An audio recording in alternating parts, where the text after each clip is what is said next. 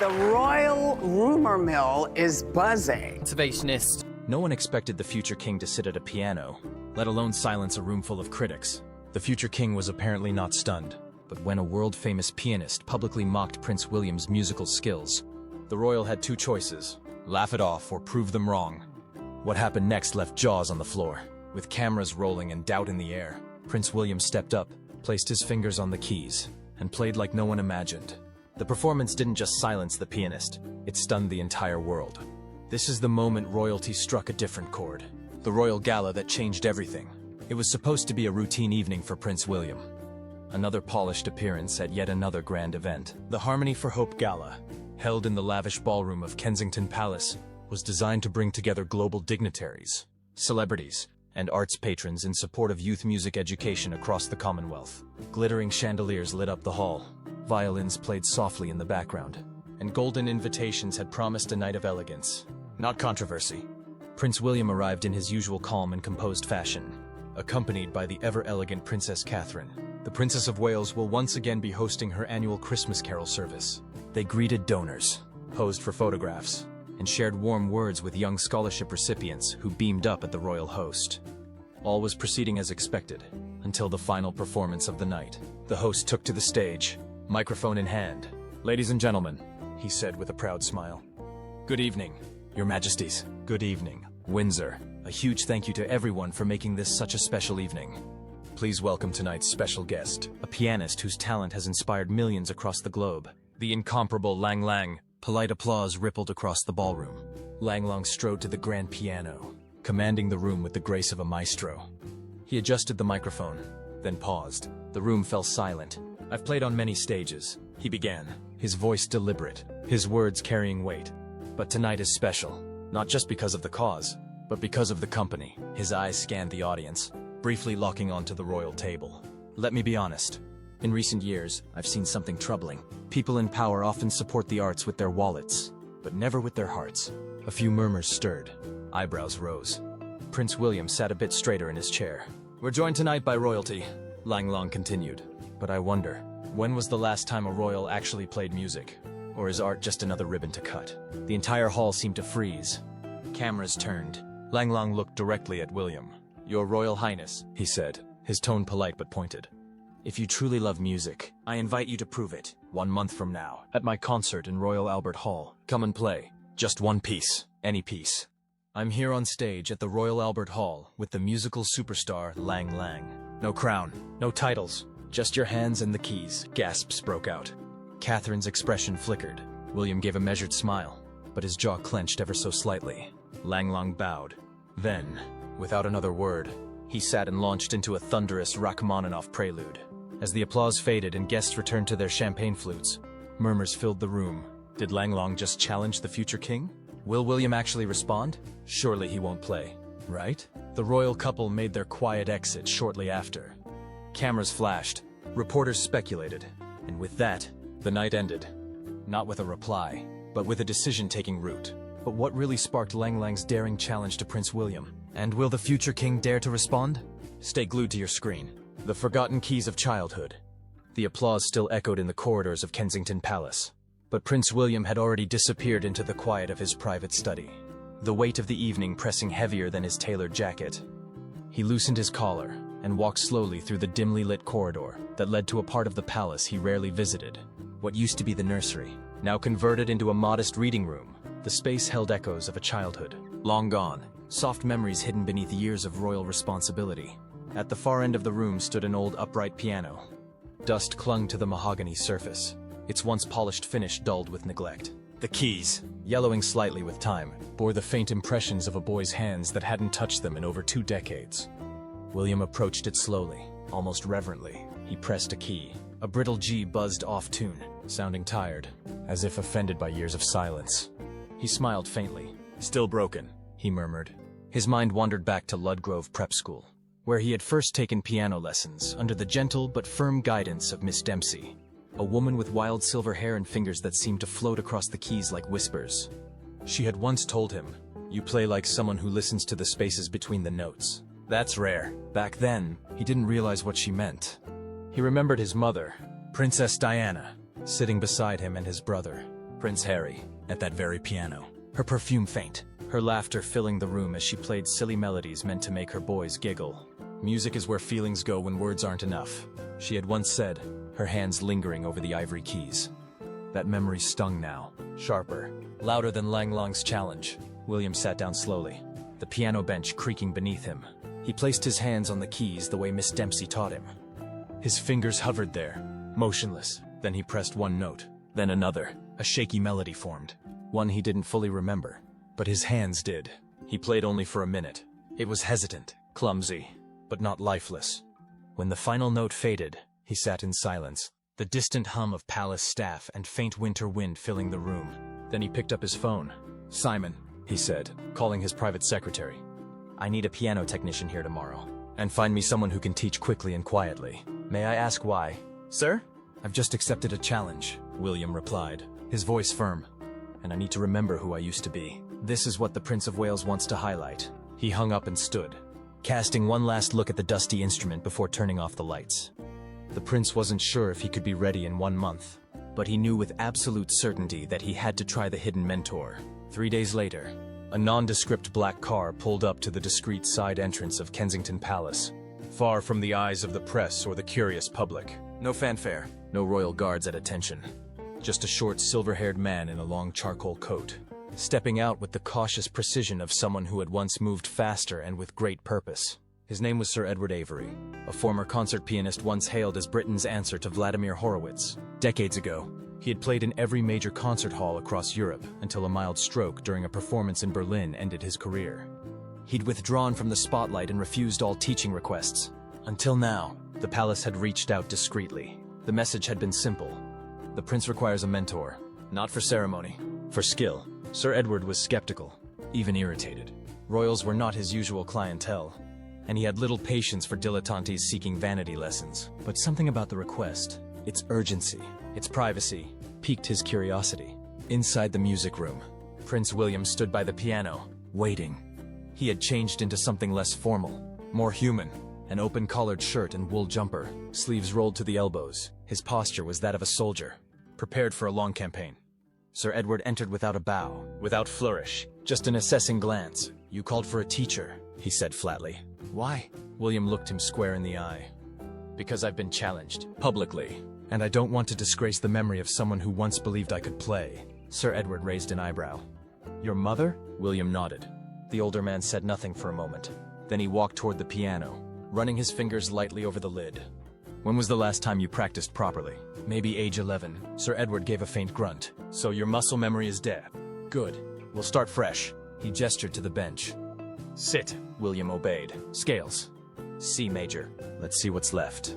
William's fingers fumbled, lagging behind his mind. He missed notes. His wrist tensed. After 2 attempts, he looked up apologetically. Sir Edward sighed. "You play like a man with a heavy name. Too cautious. Too concerned with how it looks. Music doesn't care for titles. Your Royal Highness, it only cares if you feel."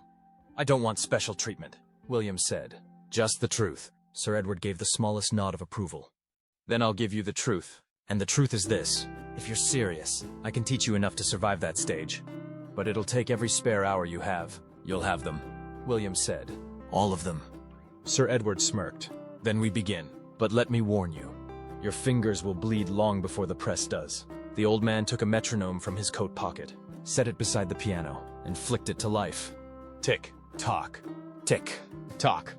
A new rhythm had begun, one not set by protocol, but by passion.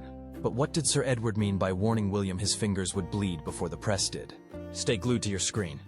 Royal protocol versus piano practice. And so, while the world turned and the crown carried on, Prince William found himself surrendering to a different kind of discipline, one not governed by court protocol, but by the relentless tick of Sir Edward's metronome. Each morning began with official duties, policy briefings, ribbon cuttings, press appearances. Prince William and Kate Middleton makes his first public appearance of 2025. On paper, nothing had changed, but beneath the surface, a quiet rebellion was taking root. While aides arranged schedules, William rearranged priorities. 10-minute breaks became 15. Lunch meetings were rescheduled due to diary conflicts. Royal engagements were shaved just enough to create breathing room. Room for music. Every evening, after the children were asleep and the palace had quieted, William returned to the music room where Sir Edward waited, punctual as always, sipping black tea and tapping one impatient foot. "You still play too carefully," he would mutter. "You don't attack the keys. You ask permission." "I've spent my whole life asking permission," William replied once. "Then stop," came the sharp response. "The piano won't curtsy to you." The lessons were brutal. William's fingers, unused to the stress, began to ache after mere minutes. His thumbs stiffened. His pinkies trembled. Sir Edward made no allowance for pain. "You want to survive next to Lang Lang. You need hands like stone and a heart like fire." At times, William doubted himself. After all, how many princes had stepped out of Buckingham's shadow only to fall flat in front of the world? Would this be any different? Yet each night, the music dug a little deeper, not just into the keys, but into him. During a dinner with Commonwealth ambassadors, William discreetly tapped out scale patterns beneath the tablecloth. During a state flight to Northern Ireland, he practiced fingering exercises on the fold-out tray, using the edge as a makeshift keyboard. Even the palace driver noted the shift. His once silent commutes now filled with classical recordings. Chopin, Debussy, Liszt, preparing for a concert. "Sir," the driver joked. William smiled faintly. "Something like that." Meanwhile, the media began to swirl with speculation. Paparazzi caught glimpses of large boxes delivered to Kensington. One unmistakably marked Steinway and Sons. Headlines screamed, "Is the prince planning a performance?" But no official comment was issued. Within palace walls, silence was strategy. Only Catherine knew the full truth. Often she'd watch from the doorway as William practiced, exhausted yet determined. Once, as he struggled through a passage in Debussy's Clair de Lune, she quietly placed a cup of tea beside him. "You're not doing this for them," she said. "You're doing this for her." William nodded. He didn't need to ask who she meant. The prince had faced war zones, political unrest, and relentless press coverage, but nothing had tested him like these keys. And the most difficult notes still lay ahead, Catherine's secret gift. But just as William began to question whether music alone could carry the weight of memory and expectation, Catherine left him a gift that changed everything. It was late, well past midnight, when he finally returned to their bedroom, hands sore and eyes heavy. His rehearsal had gone poorly. Sir Edward had walked out mid-piece, muttering something about emotion being more than posture. An expression. William, for all his composure, had slammed the piano lid in frustration and retreated upstairs in silence. On the bed sat a single envelope. No royal wax seal, just his name, Wills, written in Catherine's neat script. He opened it, expecting a kind note or perhaps a gentle nudge to rest. But inside was a photograph. It was old, slightly faded at the corners, clearly taken during his childhood. In it, Princess Diana sat at the same piano now restored in the nursery.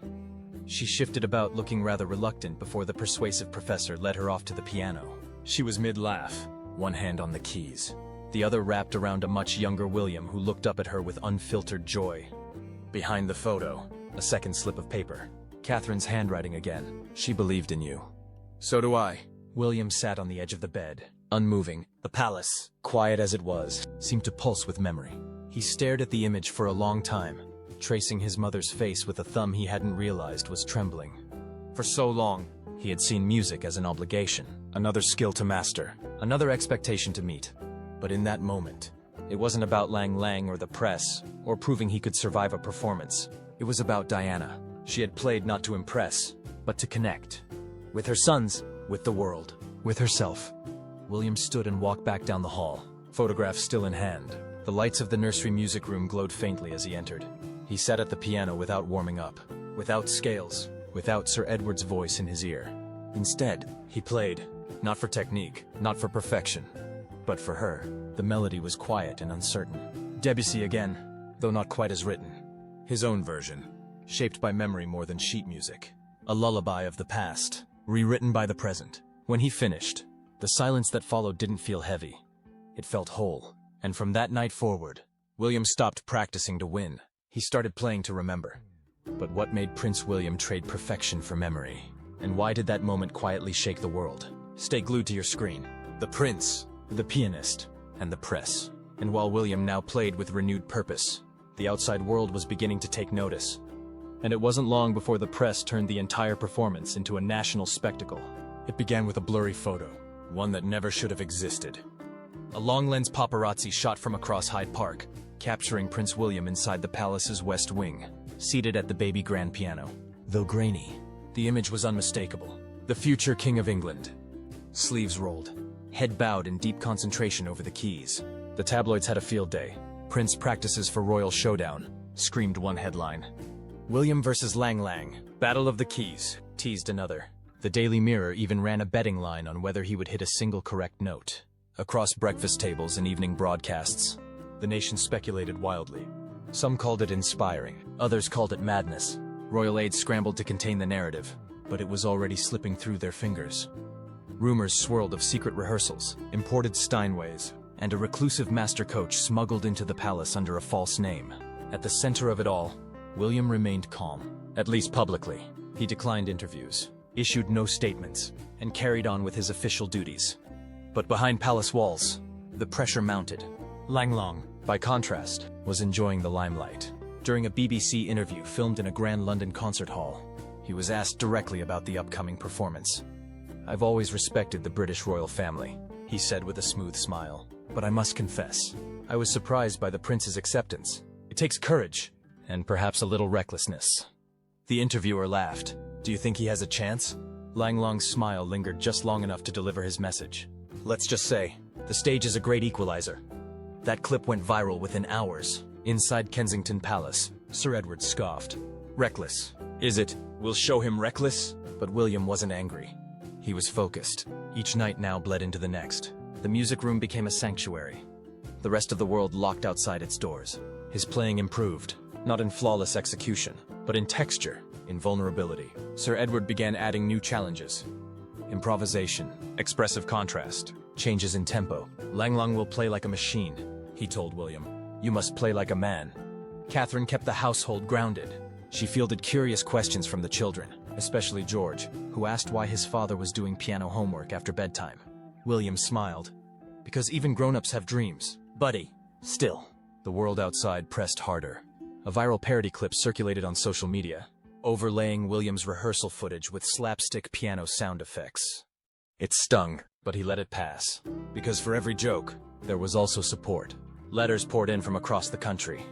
Elderly women who once played piano in village halls. Teenage boys who hated music class until now. Veterans who said it was the first time in years they had seen a royal take a genuine risk. The pressure was real, but so was the purpose. And with the concert at Royal Albert Hall only 10 days away, William wasn't playing to silence the critics anymore. He was playing to be heard. The Royal Albert Reckoning, as the final days ticked down, and the world waited to see whether a prince could hold his own against a master. The stage was being set for a night that would redefine royal tradition and challenge everything William thought he knew about himself. Royal Albert Hall shimmered under the floodlights, its iconic red brick glowing like embers against the cold London night. Cameramen jostled for position, while attendees, an eclectic mix of aristocrats, artists, diplomats, and curious onlookers filled the velvet seats in anticipation. Backstage, William stood alone. He wore a tailored black suit, stripped of medals and honors. No regalia, no ribbons, just a man about to step into a world that judged by feel, not bloodline. On the table beside him sat a worn photograph of Diana, and the words Catherine had written. "She believed in you." "So do I." He exhaled slowly, feeling his heartbeat sink with the steady thrum of the crowd beyond the curtain. Lang Lang performed first, the musical superstar Lang Lang, who's just played a concert and masterclass, dazzling the audience with 3 jaw-dropping solo pieces. His final flourish on Rachmaninoff earned a standing ovation that lasted nearly a full minute. Then, silence. A single announcement rang through the hall. For the evening's final performance, a duet! Gasps rippled through the audience. William emerged from the wings. The cameras flashed, but he didn't flinch. Lang Lang waited at the first piano bench. Expression unreadable. William took his seat at the second. The lights dimmed. A hush fell, and together, without fanfare or introduction, they began to play Clair de Lune. 2 men, 2 pianos. One fragile, shimmering thread of music binding them together. What followed wasn't flawless, but it was unforgettable. But what unfolded between William and Lang Lang on stage that night made perfection irrelevant. Stay glued to your screen. A standing ovation and a royal rebirth. And as the final note of Clair de Lune faded into silence, what followed was not an explosion of applause, but a stillness so profound. It felt as though the entire world had paused to breathe. The audience at Royal Albert Hall remained frozen for a beat longer than expected. An unspoken acknowledgement that they had just witnessed something rare. Not perfection, but vulnerability. Not spectacle, but soul. Then it came. The first clap was hesitant, almost cautious. But within seconds, it spread like fire. Applause thundered through the historic hall. Not just for the music, but for what it represented. A future king who had dared to be human. William stood and bowed, sweat beading lightly at his brow, hands still trembling. Langlong, ever the consummate performer, stepped beside him and offered a bow of his own. Not just to the crowd, but with a glance, to William. A bow of respect. Backstage, Catherine was waiting. She wrapped her arms around him the moment he stepped off stage. "You did it," she whispered. "And not for them. For you." Nearby, Sir Edward, usually stoic, offered a rare nod. "Well," he muttered, "you didn't crash and burn." "Miraculous!" "Really?" Later that night, as the reviews flooded in and social media lit up with praise, William sat alone in the palace's music room. The old upright piano stood before him, its once broken G key now restored. He placed his fingers gently on the keys. Not to practice, not to perform, just to play. Not as a prince, not as a pupil, but as a man who had found his way back to a part of himself he never knew was lost. And that's how a royal challenge turned into a musical revelation. Prince William didn't just play the piano. He played from the heart. In a world that often demands perfection, sometimes what moves us most is vulnerability. And somewhere, deep in the quiet, he could almost hear her. The soft laughter of his mother echoing in the space between the notes. What did you think of William's performance? Was it bravery, redemption, or something more? Let us know in the comments and don't forget to like and subscribe for more engaging content.